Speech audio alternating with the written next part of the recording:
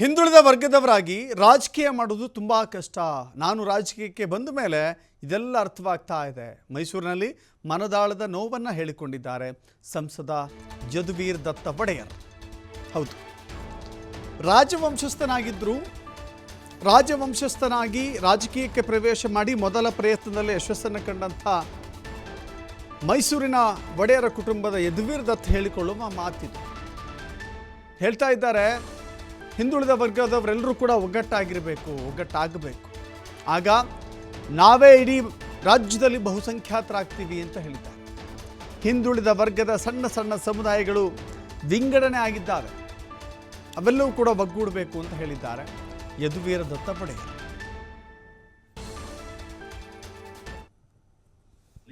ಒಂದೇ ಒಂದು ಸಣ್ಣ ಸಣ್ಣ ಸಮುದಾಯಗಳು ಅವ್ರದೇ ಆದ ಅನನ್ಯ ಪರಂಪರೆಯನ್ನು ಜೊತೆಗೆ ತರಿಸಿ ಒಂದೇ ವೇದಿಕೆಯಲ್ಲಿ ಒಂದೇ ಕಾರ್ಯಕ್ರಮದಲ್ಲಿ ಅವ್ರನ್ನ ಸೇರಿಸೋದು ನಿಜಕ್ಕೂ ಬಹಳ ಕಷ್ಟದ ಕೆಲಸ.